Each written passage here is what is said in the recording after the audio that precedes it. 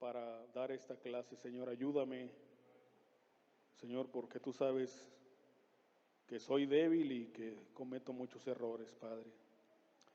Te lo ruego en el nombre de Jesús. Amén. ¿Qué son los atributos de la Escritura? Son cualidades que ésta posee, que son necesarias. Estas cualidades que posee son necesarias, son indispensables para la vida. Dentro de estas cualidades está la suficiencia, la claridad, porque las Escrituras son claras y que son plenas. Ahorita lo vamos a explicar punto por punto.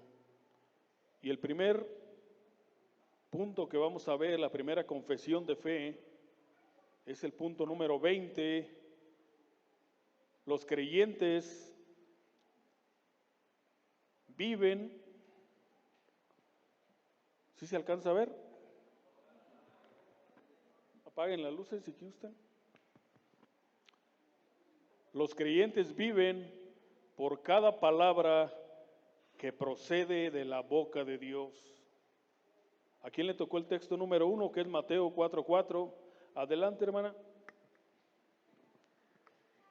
Él respondió y dijo: escrito está, no solo de pan vivirá el hombre, sino de toda palabra que sale de la boca de Dios. Así es, mis hermanos. Fueron palabras del Señor Jesucristo, no solo de pan vivirá el hombre. Esto es lo que creemos nosotros como iglesia, sino de la palabra que sale de la boca de Dios. Y es que desde el Antiguo Testamento, mis hermanos, ustedes recordarán, aquí Jesús está citando precisamente el Antiguo Testamento.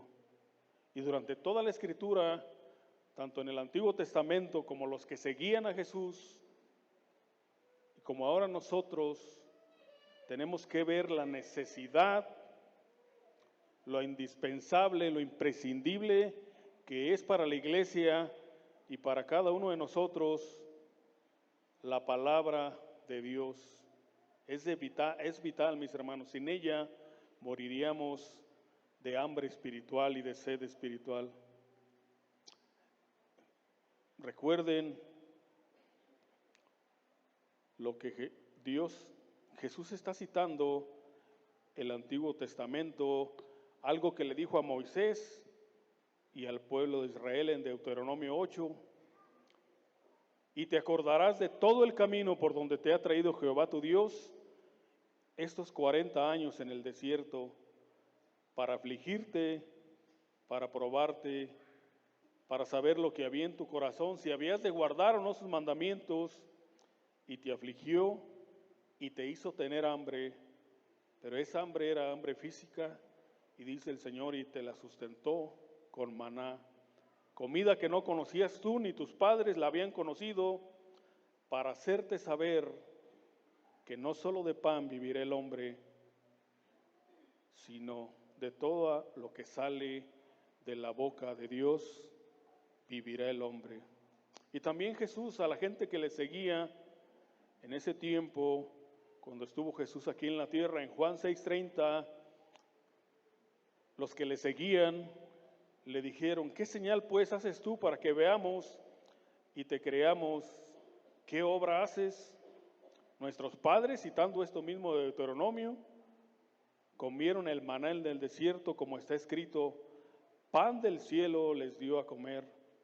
Y Jesús les dijo: de cierto os digo, no os dio Moisés el pan del cielo, mas mi Padre os da el verdadero pan del cielo, porque el pan de Dios es aquel que descendió del cielo y da vida al mundo. Y le dijeron: Señor, danos de este pan. Y Jesús les dijo: yo soy el pan de vida, el que a mí viene no tendrá hambre, y en el que a mí cree no tendrá sed jamás. En este punto, pues, mis hermanos, nos confirma el Señor, ratificamos, dejamos bien establecido como iglesia, en esta declaración, en esta confesión de fe, la necesidad y la dependencia total y única para la vida espiritual de la palabra de Dios, de manera individual, pero también como cuerpo de Cristo, como iglesia local. Es importante entonces, mis hermanos, entender este punto y dejarlo bien anclado en nuestros corazones, que no solo de pan vivirá el hombre. Punto número 21, la palabra de Dios es por lo tanto necesaria y completamente suficiente para conocer el amor de Dios en Cristo, para experimentar su glorioso plan de redención y para ser instruidos en cómo vivir de manera fructífera y piadosa. ¿A quién le tocó 2 de Timoteo 3? Texto ya muy conocido y muy citado en esta declaración de fe.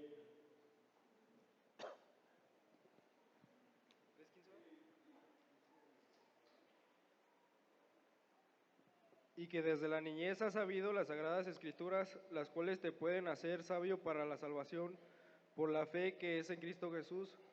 Toda la escritura es inspirada por Dios y útil para enseñar, para redarguir, para corregir, para instruir en justicia, a fin de que el hombre de Dios sea perfecto, enteramente preparado para toda buena obra. Gracias. ¿Qué dice Pablo ahí? Que la palabra es lo único que nos hace perfectos y nos prepara para una vida de piedad, y es suficiente, mis hermanos, no necesitamos nada más.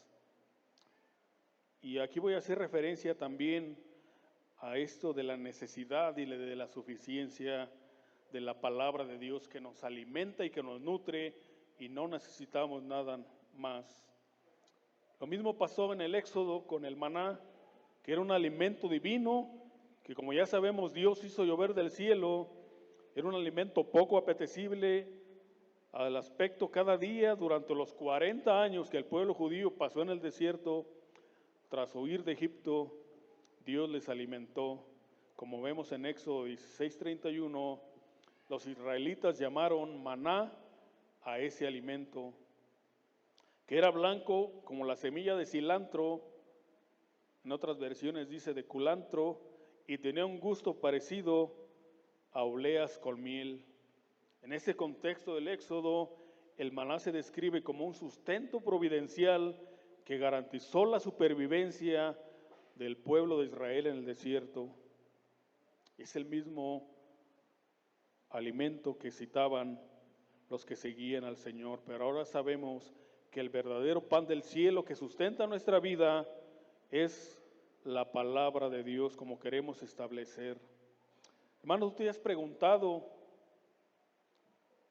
qué sustentó al Señor Jesucristo en su ayuno de 40 días en el desierto? ¿Alguien quiere contestar?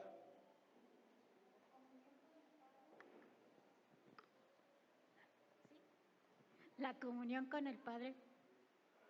Perdón, no escuché bien. La comunión con su Padre. La comunión con su Padre tiene que ver, la comunión con su Padre, pero ¿qué había en esa comunión? La palabra de Dios, la comunión con su Padre fue lo que sustentó al Señor Jesucristo. De ahí nuestra dependencia y nuestra necesidad de la palabra de Dios, que es suficiente para sustentar nuestra vida espiritual. Imagínate tú si el Señor Jesucristo necesitó, siendo Dios en forma de hombre, de la palabra, que Él mismo era el Verbo, pero en ese momento era Dios hombre, necesitaba de toda la palabra que sale de la boca de su Padre.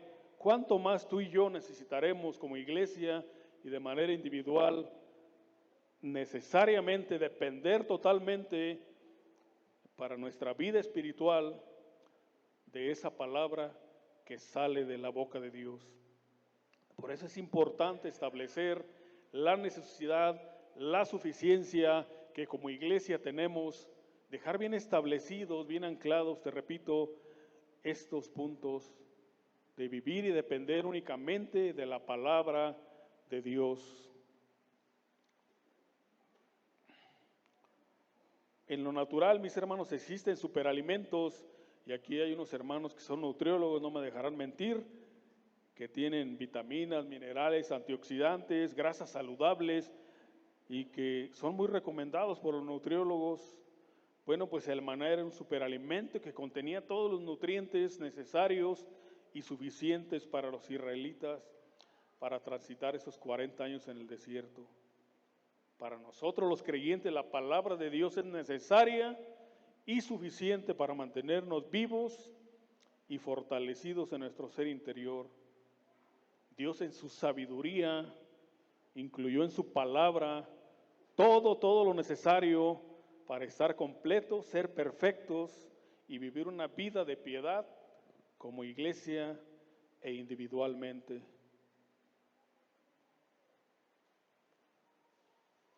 Escucha este comentario de nuestro hermano Paul Washer. Si tú crees en la inspiración de las Escrituras, como ya vimos, en la inerrancia de las Escrituras, apenas estás a la mitad. La mayoría de las iglesias cristianas creen esto, pero no creen que las Escrituras sean suficientes. Algunos le han agregado psicología, marketing, métodos de hombres de negocios. Es una mezcla de poca escritura y mucha psicología y métodos humanos. Punto número 22 de nuestra declaración de fe.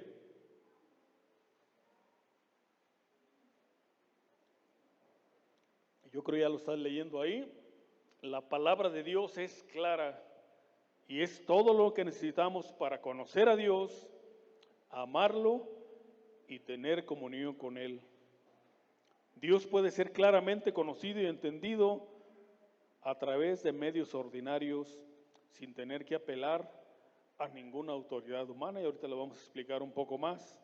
Y para esto le voy a pedir al hermano que tiene Deuteronomio 30, 11 y 14 y el Salmo 119, 130. Hay más textos, mis hermanos, en los que se fundamenta lo que creemos y en qué está fundamentada nuestra declaración de fe, pero solo te doy algunos por cuestiones de tiempo. Adelante, Jonathan. Deuteronomio 30, 11 al 14. Este mandamiento que hoy os ordeno obedecer no es superior a tus fuerzas, ni está fuera de tu alcance. No es superior a tus fuerzas y es fuera de tu alcance. No está arriba en el cielo para que te preguntes, ¿quién subirá al cielo por nosotros para que nos lo traiga y así podamos escucharlo y obedecerlo? Tampoco está más allá del océano para que te preguntes, ¿quién cruzará por nosotros hasta el otro lado del océano para que nos lo traiga y así podamos escucharlo y obedecerlo?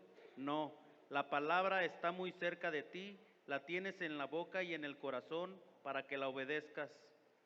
Ahí está, ¿verdad? Dios la puso a nuestra disposición, está claramente. También el Salmo 119, 130, ¿alguien lo tiene?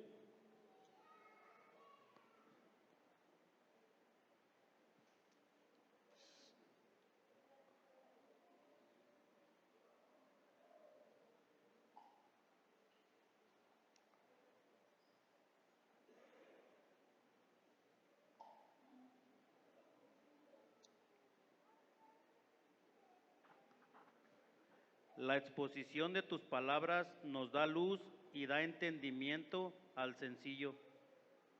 Ahí está, ¿verdad? También parte de lo que orábamos, que Él hace sabio al sencillo por sus testimonios, por su palabra. Miren lo que dice un poco la extensión de esto, de la declaración de fe. La claridad es abordada en términos del propósito de la Escritura.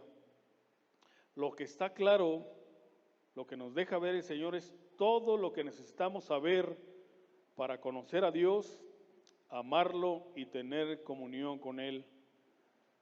Y no necesariamente todo lo que contiene la palabra de Dios, como dice segunda de Pedro 3:16. ¿Alguien lo que guste leerlo? Si no, les di el papelito.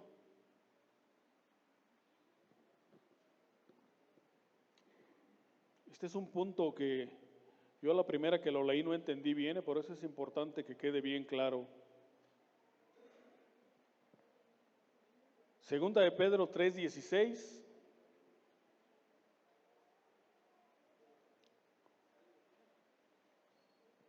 No, ¿tú lo tienes acá alguien que lo haya encontrado? Adelante, hermana. Dice así, casi en todas, sí se sabe, casi en todas sus epístolas, hablando en ellas de estas cosas, entre las cuales hay algunas difíciles de entender, las cuales los indoctos e inconstantes tuercen, como también las otras escrituras, para su propia perdición. Ahí está, ¿verdad? Pedro hablando y citando algunas cosas de Pablo, dice, como también nuestro hermano Saulo dice, que aún dentro de la Escritura hay cosas difíciles de entender, pero esas los indoctos las usan para torcerlas, para sacar de contexto, pero todo lo que el Señor nos quiso dar de manera clara es todo lo que necesitamos para conocer a Dios, amarlo y tener comunión con Él. Pero también dice sin tener que apelar a ninguna autoridad humana. No necesitamos revelación de nadie, mis hermanos, ni necesitamos la Escritura que alguien le ayude para ser entendida. Y aquí hay algo que también copié de esta declaración de fe. Dice, descarta la insistencia, y hace poco vi un video en YouTube de la Iglesia Católica Romana de que la tradición y el magisterio es necesario para la correcta interpretación de las Escrituras. Ellos lo tienen como un dogma, que las Escrituras no son claras, dicen en otras palabras, y que necesitas la tradición y el magisterio, o sea, los líderes de ellos para entender y comprender correctamente la Escritura. ¿Hasta aquí alguna pregunta, mis hermanos? Yo sí me hice una porque pensé que me la ibas a hacer. Hermano, ¿y los autores de libros cristianos? Pues no, que no necesitamos más que la Biblia. ¿No se le ocurrió esa pregunta? Bueno, recuerde que no tenemos toda la revelación. Si esos libros de autores cristianos que sean de sana doctrina, que no saquen de contexto la Escritura, claro que son de gran ayuda y son de gran bendición. Nos ahorran mucho tiempo al entender verdades bíblicas. Por eso son parte de esos maestros que dice Efesios 4, el apóstol Pablo, que Dios instituyó maestros para la edificación de su iglesia. Es parte de un ministerio que Dios le ha dado a ciertos hombres dentro de su iglesia y que tienen más iluminación y que a mí me han sido de gran bendición al preparar algo o al leer un tema que de repente no comprendo y veo cómo Dios les ha dado iluminación a esos hermanos maestros. Por eso este tipo de ayuda sí la requerimos, hermanos, pero la tradición y ciertas cosas que contradicen la palabra de Dios no las necesitamos. La palabra de Dios es clara en cuanto a lo que Él y su Espíritu Santo nos quiso revelar. Punto número 23, y este punto pareciera contradecir lo que dijimos en el punto 22. Aunque no toda la Escritura es igualmente clara, pero esto sucede cuando su significado intencional es malentendido. La falla no yace en la claridad de la comunicación de Dios. Imagínense que Dios nos quisiera confundir o que no hablara claramente. No, ya establecimos que la Escritura es clara, pero este punto nos dice que hay cosas que no son igualmente claras, pero esto sucede cuando el significado es intencionalmente malentendido y esa falla nunca va a estar en las Escrituras y mucho menos en Dios, porque su palabra es perfecta e infalible. La falla, ponga atención, no yace en la comunicación de Dios, sino puede estar en usted y en mí, o en aquellos que intencionalmente le encuentran o quieran encontrar intencionalmente un malentendido. Hermano, pero en el punto anterior se estableció que es clara y aquí nos dice que no es totalmente o igualmente clara. Y le voy a dar para esto un ejemplo. Un ejemplo de esto es una aparente contradicción en cuanto al nombre de Jesús. Y cuando alguien que quiere encontrar errores o contradicciones lee esto, dice, ahí está. Pero miren la explicación que tenemos. Se pueden entender estos nombres de Jesús en el texto que les voy a citar, considerando los diferentes significados y propósitos a través de los nombres mencionados en los pasajes bíblicos. Vea lo que dice Mateo 1 del 21 al 23. Y ponga atención, y darás a luz un hijo y llamarás su nombre Jesús. ¿Sí? Hasta ahí. Puede haber está claro el nombre, ¿cómo se va a llamar? Jesús, porque Él salvará al pueblo de sus pecados. Jesús Salvador, ese era el propósito de ese nombre. Todo esto aconteció para que se cumpliese lo dicho por medio del profeta cuando dijo, he aquí una virgen concebirá y darás luz a un hijo y llamará su nombre, ¿cómo? Jesús o Emanuel. Llamará su nombre Emanuel, que traducido es Dios con nosotros. Ahí pareciera ver que no hay claridad o que hay una contradicción, y si usted no sabe responder que está usando dos nombres ahí por el propósito por el cual fue escrito ese nombre, primero Jesús, porque Él salvará a su pueblo de su pecado, Jesús el Salvador, y luego dice, pues no que se iba a llamar Jesús, no que le pondrás por nombre Emanuel, como dijo el profeta. Bueno, es que Emanuel es Dios con nosotros. El propósito de poner ahí Emanuel es que Dios se iba a venir en forma de hombre e iba a ser su tabernáculo con nosotros. Y ahí pareciera que hay una aparente contradicción, y eso lo puede mover a usted, pero ¿qué nos dice la Escritura? Que la Biblia es clara y que hay versículos donde aparentemente hay contradicciones, pero si usted está bien fundamentado y conoce la declaración de fe de su iglesia, esto no lo moverá ni caerá en esos errores que los indoctos tuercen o quieren encontrar errores. Otra aparente contradicción tiene que ver, y hay muchos en toda la Escritura, pero yo escogí estos dos por lo ilustrativo. Josué 10:12, yo se lo voy a leer.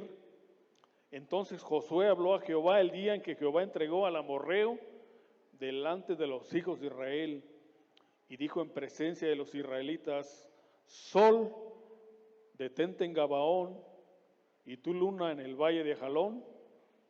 Y el sol se detuvo y la luna se paró hasta que la gente se hubo vengado de todos sus enemigos. Y dice este libro de Josué que el sol se paró en medio del cielo y no se apresuró a ponerse casi un día entero. Si en este tiempo que ya tenemos más entendimiento científico de lo que pasa con los astros, pudieran decir que la Escritura se está contradiciendo o no está siendo clara en el sentido de aquel que diga, pues se está contradiciendo porque el sol no se puede parar, porque la que gira alrededor del sol, y que ahora tenemos ese entendimiento y ese conocimiento científico, es la Tierra, el sol ni siquiera gira. Ahí entonces hay una contradicción. Pero recuerden que es lo que vio Josué, que no era un astrónomo en ese tiempo, no tiene ese entendimiento. Él lo único que vio fue que la sombra se detuvo, y él lo pudo explicar así o lo pudo escribir así, que el sol se paró, ¿verdad? Pero ahora que ya tenemos este conocimiento científico, vemos que el sol no se paró, que la que se paró fue la tierra. ¿Sí entendemos estas aparentes contradicciones? Alguien que no entienda, diga, no, yo no, hermano. Adelante, hermano Sergio.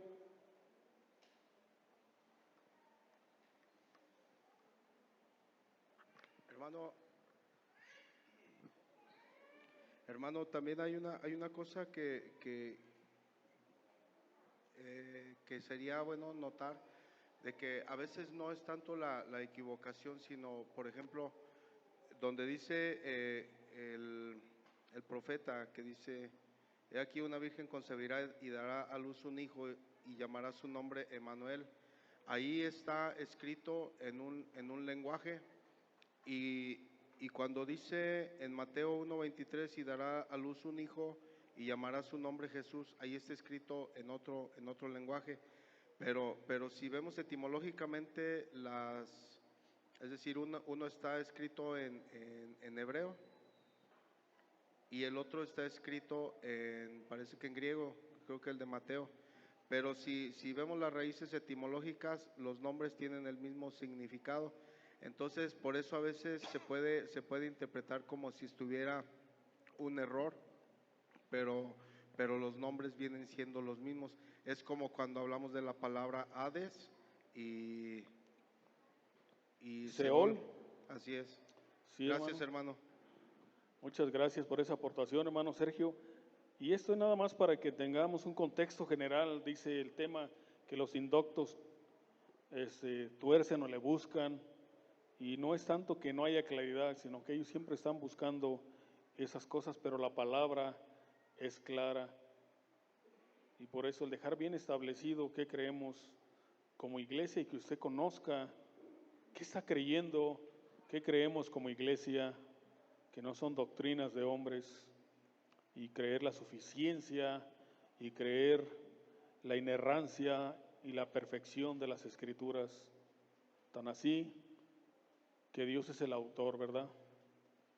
Punto número 24, solamente la Escritura es nuestra autoridad suprema y final y la norma para la fe y la vida. Y es bien sencillo lo que dice Apocalipsis 22, del 18 al 19, ¿verdad? ¿Qué dice? ¿Quién lo tiene por ahí? Adelante.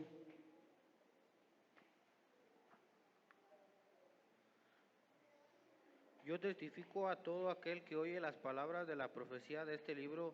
Si alguno añadiere a estas cosas, Dios traerá sobre él las plagas que están escritas en este libro. Y si alguno quitare de las palabras del libro de esta profecía, Dios quitará su parte del libro de la vida y de la santa ciudad y de las cosas que están escritas en este libro. Gracias, hermano. Las Escrituras no se les debe añadir ni se les debe quitar, ¿verdad? Todos los credos, confesiones, enseñanzas, profecías que deberían o que deben de ser están ahí establecidas en la Biblia. Ya está completo el canon y no necesitamos nada más que la autoridad final de la palabra de Dios. Por tanto, la autoridad de la Escritura es expresada en términos tradicionales, así como también la plenitud o terminación de la Escritura, a la cual en ningún tiempo ha de ser añadido, ya sea por supuesta nueva revelación del Espíritu, por tradiciones de hombres.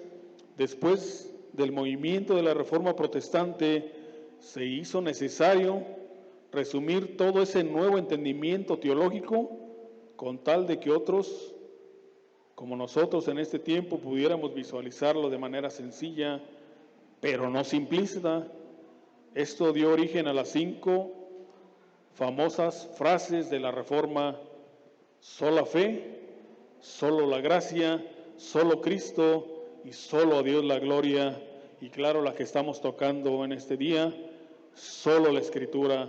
La palabra de Dios es la máxima autoridad en materia de fe y de práctica. Por tanto, nada que contradiga la revelación de Dios puede regular la vida del creyente. Solo la Escritura es lo que creemos en esta iglesia como fundamento de nuestra fe, como declaración de fe. Solo la Escritura, solo por medio de la Escritura. Estas 5 frases representan el corazón de la teología reformada y resumen verdades no negociables del Evangelio. La fortaleza de una iglesia depende de las verdades que la sustentan, y de ahí que toda iglesia bíblica como nosotros necesitamos no solo abrazar estos principios, sino también proclamarlos de una manera que garantice que estos sean pasados a la próxima generación. Y esta es una cita del pastor Miguel Núñez en un artículo de TGC Coalición. Como segundo encabezado, la recepción de las Escrituras. Ya vimos los puntos del primer encabezado, ahora vamos a ver el segundo encabezado de 4, llevamos 3, la recepción de las Escrituras. Cuando las Escrituras son predicadas y leídas, resalta la naturaleza continua de la iluminación, dejando claro que la obra iluminadora del Espíritu Santo ocurre a través de la Escritura y no a través de la autoridad eclesiástica o de revelaciones separadas de la Escritura. Primera de Tesalonicenses, mire lo que dice, por lo cual nosotros, y es el texto que leí la semana pasada, sin cesar damos gracias a Dios de que cuando recibieron la palabra de Dios, dijo Pablo, que oyeron de nosotros, la recibieron no como palabra de hombres, sino según es en verdad la palabra de Dios, la cual actúa en los creyentes. Ese texto nos recuerda cómo los primeros cristianos recibieron la palabra no como palabra de hombres. Recuerde que ya tocamos esos puntos de nuestra confesión de fe. ¿Cómo es que creímos en la palabra, hermanos? ¿Por qué algunos no creen en ella y por qué algunos llegan a creer que es palabra de hombres? Es por pura gracia y por iluminación del Espíritu Santo, cuando ese glorioso Espíritu Santo, Dios, la tercera persona de la Trinidad, nos regenera, nos hace nacer de nuevo, y solamente es en ese momento cuando comenzamos a anhelar la leche espiritual no adulterada, que es la palabra de Dios. Así es como la recibimos, así es como empezamos a tener ese entendimiento, esa iluminación, porque sin eso, mis hermanos, no la entendemos. Para algunos, dice la misma palabra de Dios, el apóstol Pablo, les es locura, como vamos a ver más adelante. Puntos 26 y 27, que son juntos, llegamos a saber que la Biblia es la palabra de Dios por su propia autoridad para dar testimonio de sí misma y por la obra del Espíritu Santo que testifica por medio de la palabra en nuestros corazones.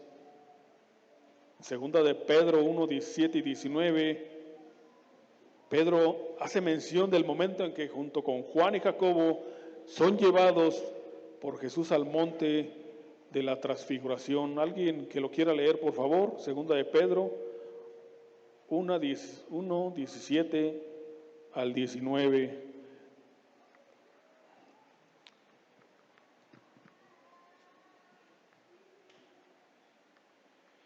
Pues cuando él recibió de Dios Padre honra y gloria, le fue enviada desde la magnífica gloria una voz que decía: este es mi Hijo amado, en el cual tengo complacencia. Y nosotros oímos esta voz enviada del cielo cuando estábamos con él en el Monte Santo. Tenemos también la palabra profética más segura, a la cual hacéis bien en estar atentos, como una antorcha que alumbra en lugar oscuro, hasta que el día esclarezca y el lucero de la mañana salga en vuestros corazones. Gracias, hermano. ¿Quién tiene Hebreos 4, 12 al 13? Que lo lea, por favor.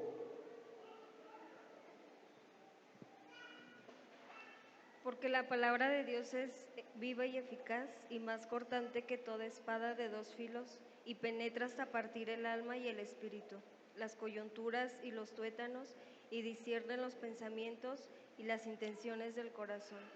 Y no hay cosa creada que no sea manifiesta en su presencia. Antes bien, todas las cosas están desnudas y abiertas a los ojos de aquel a quien tenemos que dar cuenta. Así es, ¿verdad? El autor de los Hebreos nos está diciendo que la palabra de Dios tiene la autoridad y entra y penetra para darnos esa revelación y ese testimonio y esa claridad de sí misma. Primera de Corintios 2, 14, para ver el punto 27.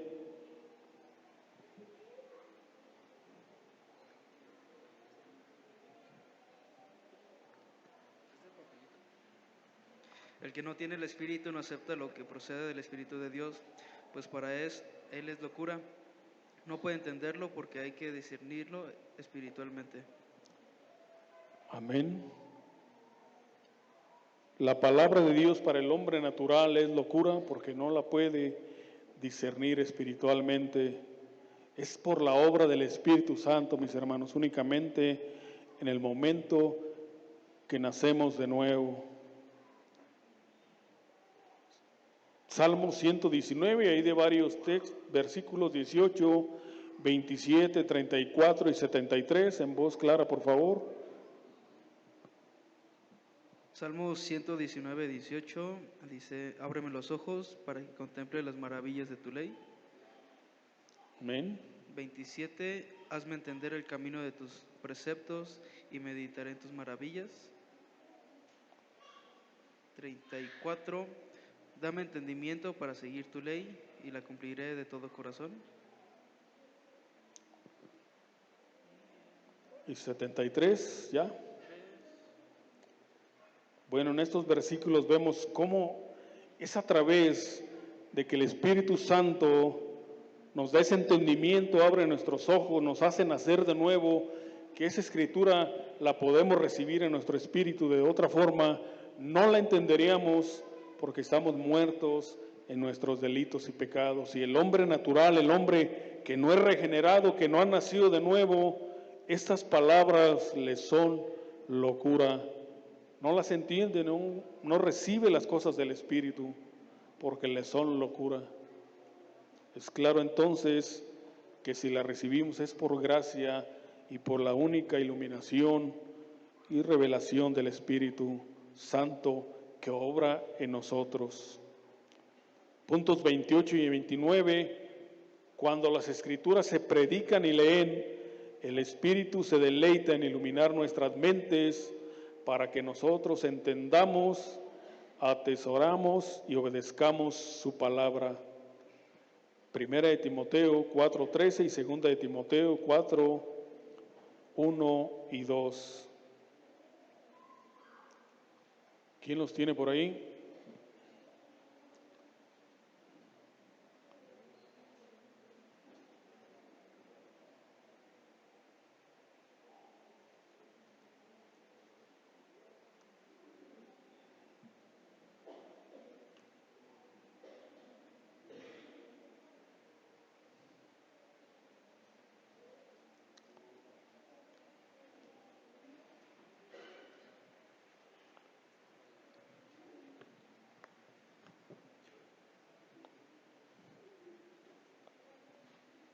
No se desespere, se acabó la batería. Entre tanto que voy, ocúpate en la lectura, la exhortación y la enseñanza. Te encarezco delante de Dios y del Señor Jesucristo, que juzgará a los vivos y a los muertos en su manifestación y en su reino, que prediques la palabra, que instes a tiempo y fuera de tiempo. Redarguye, reprende, exhorta con toda paciencia y doctrina. Gracias. Ahí Pablo le está animando y exhortando a Timoteo, ¿verdad?, su discípulo, a que busque esa iluminación que puede hacerle sabio para que entienda, para que atesore su palabra y para que la obedezca. Es un punto de nuestra confesión de fe muy importante. Cuando las Escrituras pues se leen y se predican, el Espíritu Santo viene y nos ilumina nuestra mente para que la atesoremos y la obedezcamos. Punto 29 está Santiago 1:22 al 25.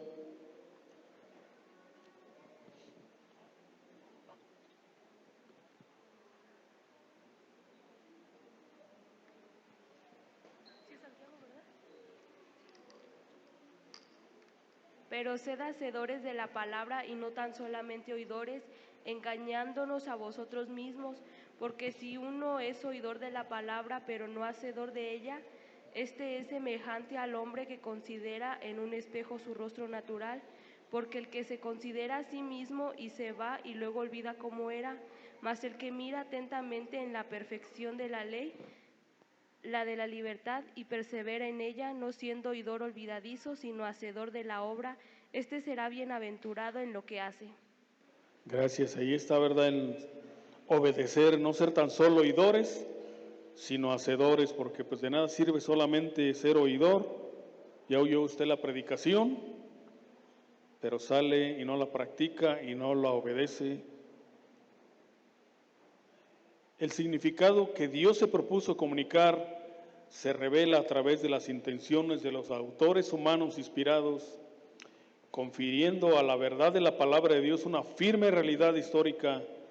Por lo tanto, la Biblia debe ser interpretada en una postura de oración, de acuerdo con su contexto e intención original, con la debida consideración de la naturaleza progresiva de la revelación y la interpretación colectiva de los creyentes a lo largo de los tiempos. ¿Hasta aquí alguna pregunta, mis hermanos? ¿Qué será esto de la revelación progresiva? No que ya no hay revelación, mis hermanos, no que ya está cerrado el canon. Y si usted no me pregunta lo que yo anoté, pues se va a quedar con esa duda. Mire lo que es la revelación progresiva. Este término se refiere a la idea y enseñanza de que Dios reveló varios aspectos de su voluntad y el plan global para la humanidad sobre diferentes periodos de tiempo que han sido mencionados como dispensaciones. Son periodos de tiempo por algunos teólogos. Además, hay un asunto de más peso concerniente al concepto de la revelación progresiva. Y le voy a dar un ejemplo de revelación progresiva muy claro en la palabra. Desde el nacimiento y la composición de la iglesia, de la cual el apóstol Pablo habló. Miren qué consiste esta revelación progresiva.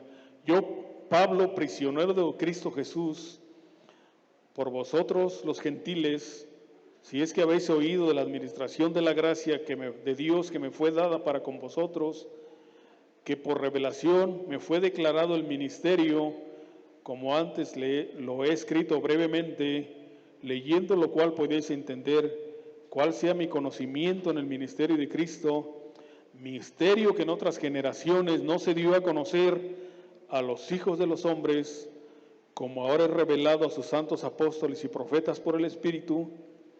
Ahí está esa revelación progresiva, ¿verdad? Que antes no se había dado, que los gentiles son coherederos y miembros del cuerpo de Cristo, miembros del mismo cuerpo, y compartícipes de las promesas de Cristo por medio del Evangelio. Ahí Pablo dice que él recibió esa revelación que le llamamos progresiva y que antes no se había dado a conocer. ¿Cuál era esa? Que los gentiles se nos dio a conocer que somos herederos y coherederos de todas las promesas del pueblo de Israel y herederos con Cristo. Punto número 30, ya vamos a terminar. Ya que la Biblia no es un libro cualquiera, sino la palabra escrita de Dios, aunque hay que usar la mente, claro está, la inteligencia para interpretarla bien, no se trata de un ejercicio meramente intelectual, sino también de una tarea espiritual.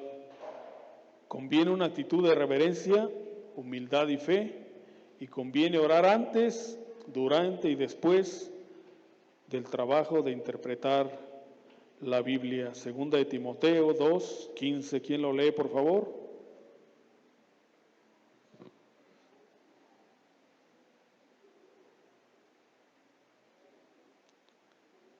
¿A quién le dieron ese texto, brothers?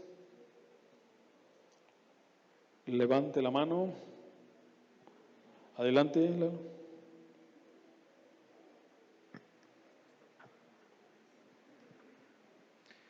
Procura con diligencia presentarte a Dios aprobado, como obrero que no tiene de qué avergonzarse, que usa bien la palabra de verdad. Gracias, Lalo. Punto número 31, a fin de cuentas, la Escritura interpreta la Escritura, y ponga atención en eso, la Escritura interpreta la Escritura, y el significado de cada texto debe de ser entendido a la luz de todo su contexto. A medida que nos consagramos a la palabra de Dios, esto es entendido. Salmos 1 al 2, textos muy conocidos, y Josué 1:8, que hablan del consagrarse, ¿verdad?, de abundar en la Escritura. Voy a leer la Nueva Traducción Viviente. Salmos 1 y 2. Qué alegría para los que no siguen el consejo de los malos, ni andan con pecadores, ni se juntan con los burlones, sino que se deleitan en la ley del Señor, meditando en ella de día y de noche. Y dice Josué 1:8, estudia constantemente este libro de instrucción, medita en él de día y de noche para asegurarte de obedecer todo lo que allí está escrito. Solamente entonces prosperarás y te irá bien en todo lo que hagas. Gracias, como que estamos más familiarizados con la Reina Valera, ¿verdad? Pero es muy entendible. Salmos 1:2, ¿quién se lo sabe en la Reina Valera de memoria?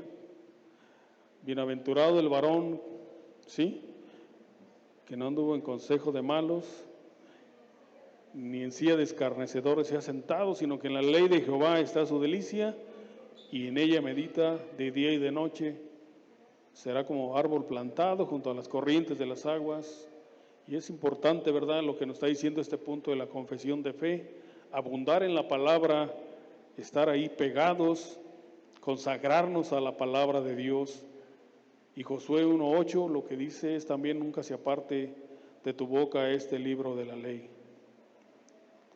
Ahí toqué un punto que dice la Escritura interpreta la Escritura. ¿Qué quiere decir esto, mis hermanos? Y otra vez nadie me pregunta. Recuerda que puede preguntar: hermano, no entendí.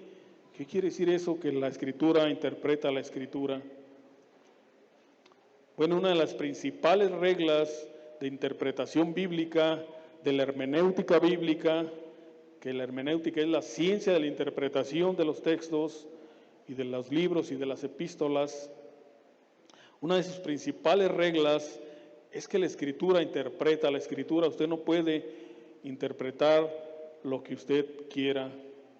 La Escritura se interpreta a sí misma y se confirma unos textos con otros, y no la podemos sacar de contexto por más que querramos. La Biblia se interpreta a sí misma. Es una frase que se utiliza comúnmente para expresar la idea de que la Biblia contiene dentro de sí misma las claves necesarias para entenderla adecuadamente.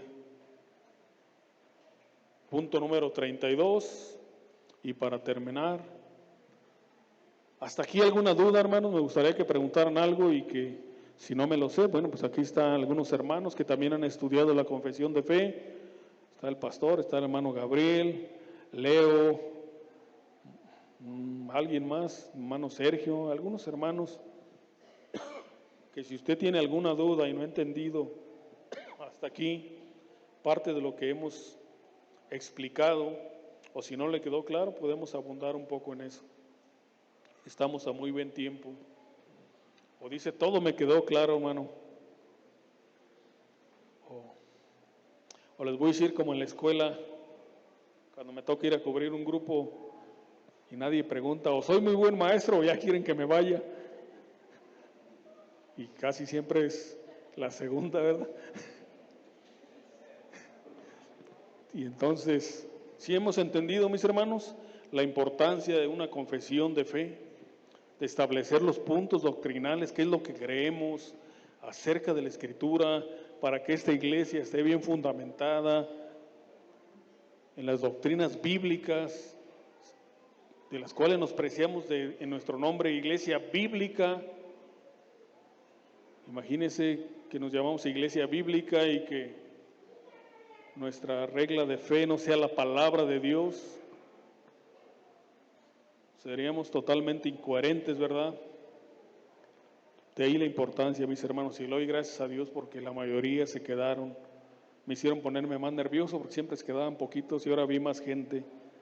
Punto número 32, y para terminar, tenemos comunión con Dios mismo, fíjese nada más, con Dios mismo, y somos edificados en la fe, santificados del pecado, fortalecidos en la debilidad y sostenidos en el sufrimiento por su inmutable revelación de las Escrituras. Tenemos comunión con Dios, miren nada más. Al recibir la Escritura somos edificados, no necesitamos, mi hermano, nada. Somos santificados del pecado, fortalecidos en nuestra debilidad, sostenidos en el sufrimiento, nada más por tener esa revelación que usted y yo hemos recibido a través de la Escritura.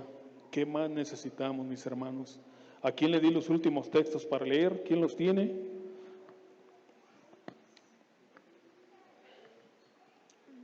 Jehová el Señor me dio lengua de sabios para saber hablar palabras al cansado. Despertará mañana tras mañana y despertará mi oído para que oiga como los sabios. Es Isaías 54. Isaías 55:10, porque como desciende de los cielos la lluvia y la nieve, y no vuelve allá, sino que riega la tierra y la que hace germinar y producir, y da semilla al que siembra y pan al que come.